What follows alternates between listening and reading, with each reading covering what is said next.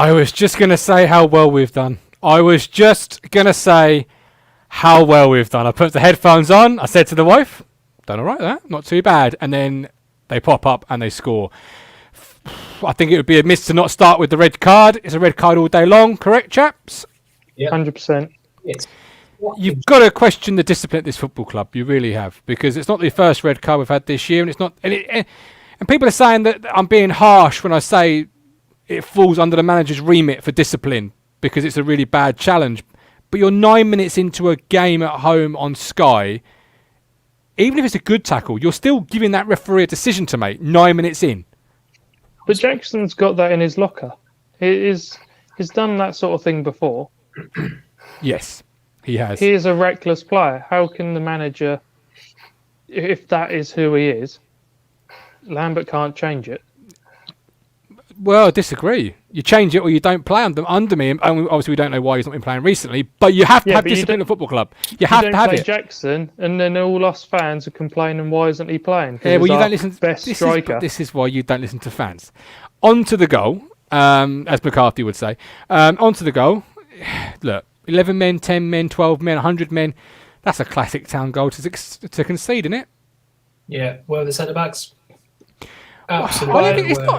I don't think it's their fault. Players were really slow to get to where they needed to.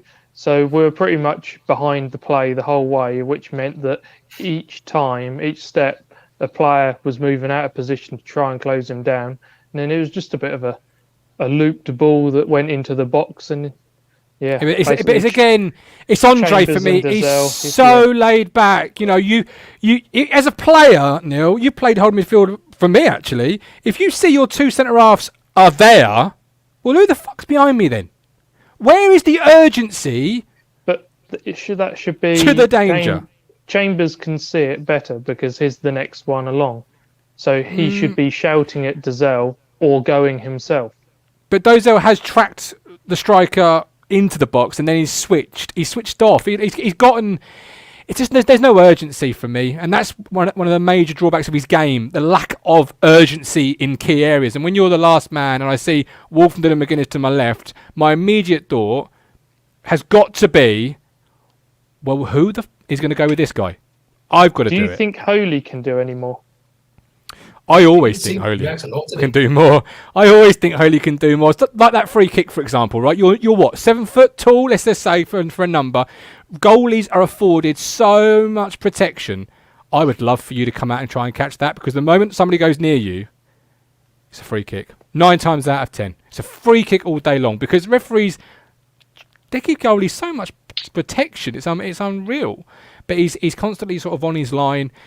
But it's a real bad goal to concede. We've got 3 players on the left. The replay on that, and like as you say, Dazelle's not really his watch and play. He's not watching the man at all, and Chambers is coming in, and he's not really got anywhere near it either. No, and it's one of those, isn't it? Gary Neville on Sky would be saying, as a fullback, you're looking at it, you can see the danger. You can see the danger, and he can. If he can't get there, he needs to be getting Dazelle there. But it's this lack of urgency. Do you know what I mean? Like for me, I would be getting back there, busting a gut, making a tackle, and then turning around and screaming at everybody I could find as to why I'm having to run 10 yards at breakneck speed to make a tackle. Because the most important thing in the game is not conceding a goal. Yeah. Like, we can all say, well, it's not really. Men, yeah. Do you know what I mean? And I don't know. But he's not got the ball. But anyway, tactically, how have you felt Town have done following the 10 men? Good. Yeah, I said on Twitter, don't change shape. Just keep it compact. 2-touch. Neil will know I love 2-touch pass and move. 2-touch, pass and move. Get it out of your feet. And we've come close a couple of times. You know, we were threatening. And as Amy says, the commentator's curse. The bench here for me is where you're going to... So how do we change the game now? Because before it was quite simple. It was dig in, leave no space, win the ball, and then transition with pace. Thomas Edwards could do that. Now we're going to be after chasing this game. I don't know where we go from here tactically, because on the bench you don't really have an awful lot. You don't have a Darryl Murphy type target man, so you can't just lump it long and hope you can get round him. You've got Judge, who's got one speed. Snail. Now we've lost our striker. Are we even going to put a striker on the pitch? Surely we're going to keep what we've got and replace men that can no longer run because they're knackered. Do you know what? I go radical in this situation. I'd go radical, right? You're chasing the game, you're already losing, right? So that point you had is gone. Go through at the back. Chambers, Wolfie, McGuinness. Bring off Ward, right? 6 Sears up top, and play 3 at the back because they've got players that aren't really threatening currently, and then you hope Sears can get in behind. Don't go long ball. Do not go for a long ball because Sears is 2'0". Go for on the floor.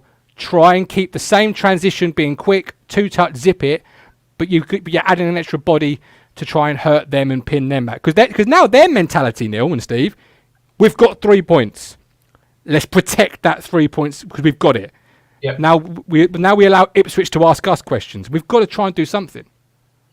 Yeah, I'm not sure that it's solely going to be that. They're going to push on because we're there for the taking. They've got us. They've got they've got the goal. I think they'll push on. We, as you said, could do with pushing up just to try and say no. It's not all your game now.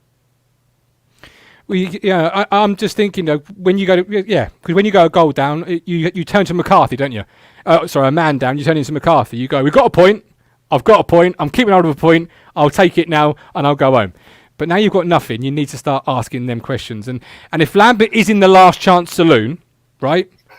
You order yourself a double, Steve, and you go, I'm going all in on this bet because if it's the midnight gunfight, I'm going to be going all in because I've got nothing else to play with. That's it. I mean, it's either going to be, well, it's literally, isn't it? It's all or nothing. Throw it all in. Roll the dice. Why not? You've got nothing to lose. I thought until Sunderland scored, they looked really sloppy. There was passes going awry and game's there. It's still there. It's still there. We could have had it, but we've obviously dropped this one goal. There's a lot to do, but go for it. Yeah, just go for it. This what I'm not enjoying, Neil, and I don't know because if there's no fans there or not, and that's the feeling I'm getting. But it's this very much. We're almost in purgatory, where we're all on pause apart from the world still going on. So the club is decided the manager is a dead man walking, and they're just giving him the last bit of rope to either free himself or finish his career off here. And it's just that sort of weird feeling.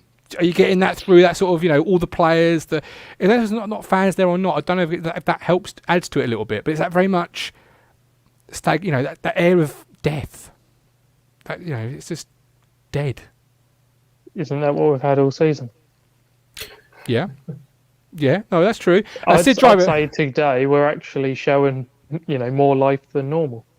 Yeah, I don't know. I don't know. It's just little things, petulant things like the free kick with Holy. That free kick from Wolfen was petulant. Lack of discipline again. Like, you're a man down.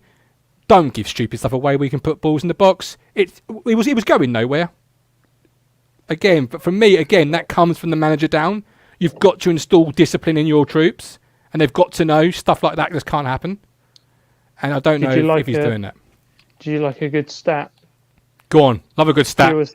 Fewest goals from set pieces. We've got 3. Hey. Well, for a set piece, you need a bloody ball in the box. That's what that is. Right, Amy Downs. Yep, red card. Most managers will make some tactical changes. Our manager now, I'd wait. Well, the thing is, while it's 0-0. You want to ask them to break you down. Now they've done it, you need to go and hurt them. Blue Soap, totally agree, Martin. Feel like Paul Out is finished here. Paul May, 70. Amy, 3 subs, 85 minutes. Keon Leathers, how many times can we be content with losing, regardless of the circumstances? But this is it, right? This is what we might find out, Steve, what Evans and Lambert are talking about behind the scenes. Because if Lambert is more afraid of getting a hiding, you might not see anything. So if, for example, do you want to get beat by, say, 3 or 4-0 and go for it? Or do you rather lose 1-0 and have your excuses ready and say, well, we were a man down, we only lost 1, we kept it tight. This will be where we may start to see what sort of conversations are going on behind the scenes. Because if I'm in the last chance saloon, I'm going all in. But if I know it's about damage limitation, I'm sticking with the same formation. I'm shutting up shop and I'm saying 1-0's fine.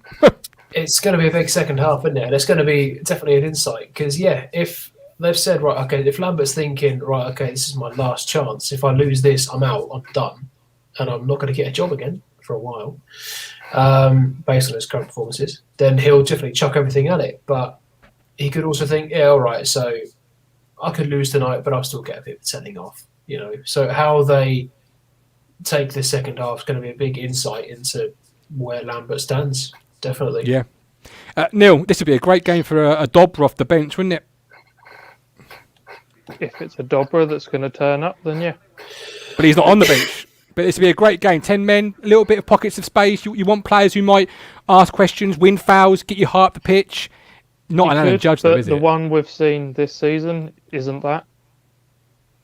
No, he hasn't looked off it. Casanova Crow, game ain't dead yet. I'd get Andre off, can't carry with 10 men.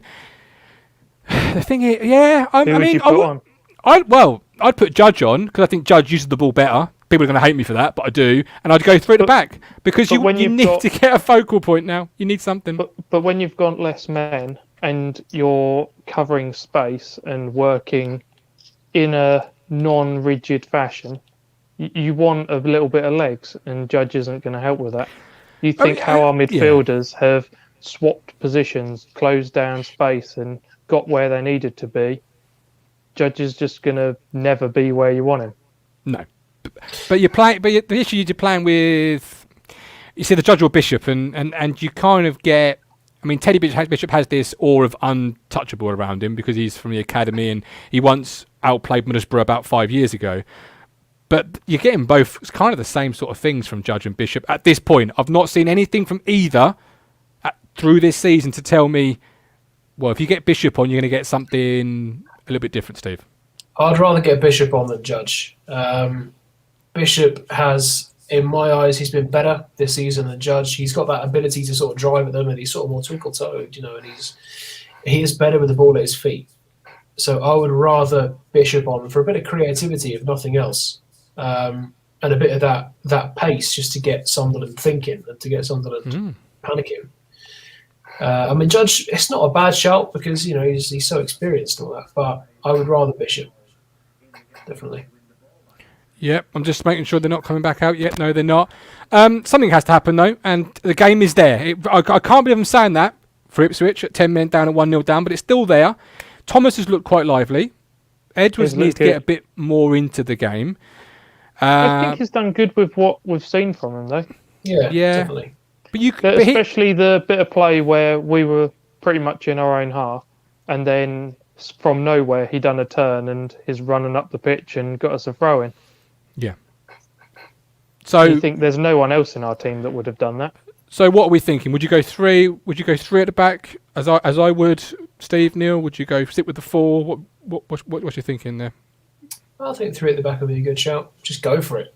Chuck it all in. Nothing to lose. Drinnan 1 in 12 or Sears 1 in 12 or Drinnan 0 in 8. Who would you bring on as the striker to try and? Neither, because I didn't put. No, it'd have to be Sears out of the two. Yeah, Sears for me. Yeah. Would you keep Andre on? Would you bring Andre off? I'd take him off. Yeah. Likewise. Unless we're doing a massive reshuffle, like you said, I wouldn't do many changes at all. No. Okay. Right. Well, I think Sunderland are making a change, but Ipswich Town, it appears, are not. So there we go. We're back at full time when you guys can get involved, have your say. Until then, we'll see you then. Full time on the full time whistle with love, with care. Where's my outro? There it is.